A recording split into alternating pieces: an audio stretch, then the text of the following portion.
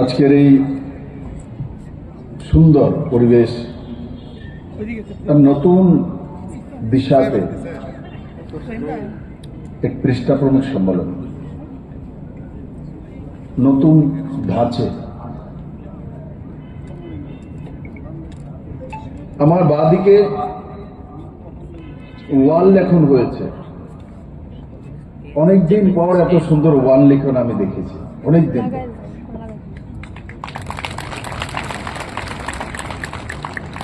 কারণ আজকাল লোক রেডিমেড সবকিছু নিয়ে আসে। একসময় হতো আমরা ওয়াল লেখন লিখতাম, তার মধ্যে সবকিছু, তার মধ্যে হৃদয়ের সঙ্গে পার্টিটা জুড়ে যেত। আজকাল আমরা সবাই শর্টকাটে চলে এসেছি। কিন্তু আজও আমাদেরকে যদি ধরে রাখে কেউ, সে ওয়াল রাখে। তার মধ্যে যারা যারা পরিশ্রম করেছে, সঙ্গে ছিল, তাদের জীবন ভর মনে থাকবে। কিন্তু এখানে ফ্ল্যাগ লাগিয়েছেন, ঝান্ডা লাগিয়েছেন, এগুলো মনে থাকে না, এটা মনে থাকে। আমিও ছোটবেলায় আমাদের পার্টিতে কেউ পদ্মফুল বানাবে না, অস্পৃশ্য পার্টি ছিল, কমিউনিস্ট ছিল সত্তাতে। ক্লাস 8-9-এ থাকতে আমিও ওয়াল লেখন নিজে করতাম, পদ্মফুল বানিয়ে নিচে রং দিই। কারণ অন্য কেউ হাত লাগালে অস্পৃশ্য হয়ে যাবে, তো তার জাত চলে যাবে। এই স্থিতি ছিল ত্রিপুরা। আজকের এই পৃষ্ঠা প্রমুখ সম্মেলনে মঞ্চে উপস্থিত আমাদের মধ্যে, আমি মোহনপুরের ময়দান থেকে বলছি, কার্যকর্তা, শুধু আপনাদের জন্য ভারতীয় জনতা পার্টির যত কার্যকর্তা সারা ত্রিপুরা রাজ্যের মধ্যে কান খুলে রাখা উচিত।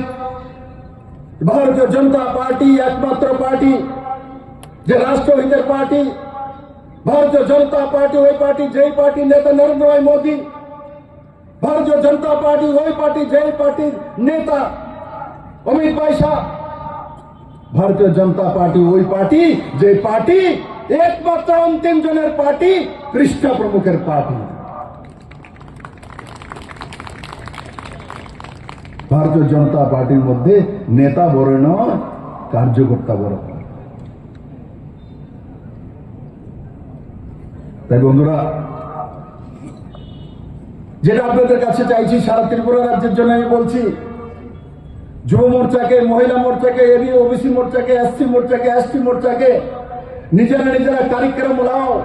রতনদা আজকে যে এক্সাম্পলটা তৈরি করেছে, রাজীব বাবু এখানে ছিল, আমি বলেছি, মুখ্যমন্ত্রী মহোদয় এখানে আছেন, সারা ত্রিপুরা রাজ্যের সমস্ত এমএলএরা সমস্ত মন্ডলের মধ্যে এ ধরনের কারিক্রম নিয়ে কমিউনিস্ট পার্টিকে জবাব দাও।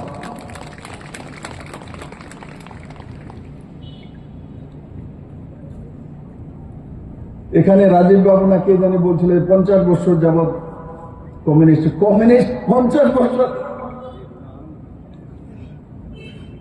কমিউনিস্ট একবার চলে গেলে দ্বিতীয়বার কোনোদিনও আসে না।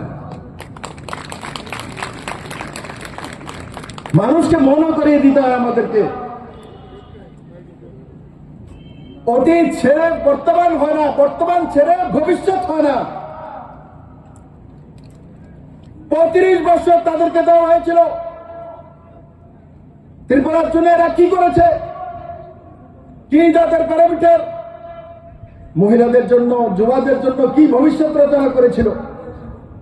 কমসে কম ভারতীয় জনতা পার্টির নেতৃত্বে নরেন্দ্র ভাই মোদীকে দেখলে বিশ্বাস তো হয় জনতা যে এই ভাই নরেন্দ্র ভাই মোদী আছে তো সুরক্ষিত আছি, আমার মেয়েটা ঘরে ফিরে আসবে, আমার ছেলেটা ঘরে ফিরে আসবে।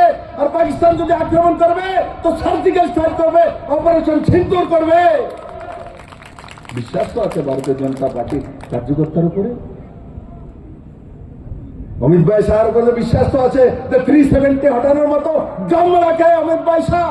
কাশ্মীরের 370 হটানোর জন্য ডক্টর শ্যামা প্রসাদ মুখার্জি, যিনি ভারতীয় জনতা পার্টির ফাউন্ডার, উনি নিজে বলিদান দিয়ে দিয়েছিলেন কাশ্মীরে 370 হটানোর জন্য, আর্টিকেল 35 সরানোর জন্য, রাম মন্দির নির্মাণ করার জন্য। মানুষকে বারবার বলতে হয়, কেউ ভাবেনি কোনোদিন রাম মন্দির ভারতে তৈরি হতে পারে, কিন্তু ভারতের রাম মন্দির তৈরি হয়ে গেছে। রামলালার পূজন হচ্ছে। ভারত থেকে 370 কাশ্মীর থেকে উঠে গেছে, আর্টিকেল 35 চলে গেছে। আর যেই উগ্রবাদীরা ভাবতো ভারত আক্রমণ করে পাকিস্তানে বসে থাকবো, সার্জিক্যাল স্ট্রাইক করে পুরো খানদান মেরে তারপরে দেখিয়ে দিয়েছে ভারত এমনিতে বসে থাকার লোক নয়, মোদি আছে তার জন্য সম্ভব হয়েছে। এই ডায়লগটা এটা কোনো খেলার ছলে হয়নি যে মোদি হেতো, একবার বলো না ভাই সব মিলকে, মোদি হেতো। পেছনের এরা বলে না কে কি খিদে লাগছে, বলো মোদি হেতো, হাত ওটা বলো মোদি হেতো, মোদি হেতো, মোদি হেতো, কৃষ্ণপ্রভু হেতো, কৃষ্ণপ্রভু হেতো। এখন মোদির পরে দায়িত্ব কৃষ্ণপ্রভুর কাছে চলে গেছে, তার জন্য নিজের দায়িত্ব বোঝা। আর যেটা বললাম, কমিউনিস্টকে 1 ইঞ্চ জায়গা নিয়ে দেওয়া, যারাই কমিউনিস্টের প্রতি আসক্ত হচ্ছে আমি সমস্ত কার্যকর্তাদের বলবো, বাড়িয়ে বাড়িয়ে মার্ক করুন, বুথ ওয়াইজ কারা যাচ্ছে, কেন যাচ্ছে, তাদের কাছে যান, কথা বলুন। এরা মোদিকে ভালোবাসে, এরা আপনাদের সঙ্গে থাকবে, এদের সঙ্গে যাবে না, এদের ভবিষ্যৎ খারাপ হয়ে যাবে। এরা শুধু শোষণ করে, মানুষকে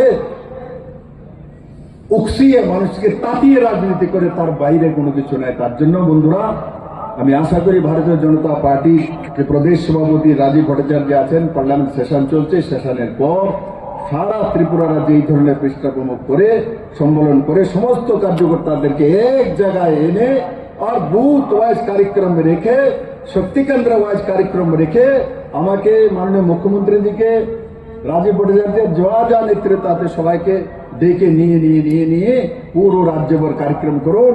দেখবেন ভারতীয় জনতা পার্টি সংগঠন, ভারতীয় জনতা পার্টির কার্যকর্তা সর্বময় সর্বশক্তিমান আর নরেন্দ্র ভাই মোদীর পার্টি একবার আমার সঙ্গে সবাই একবার আর একবার একটা স্লোগান তো দিতে হবে।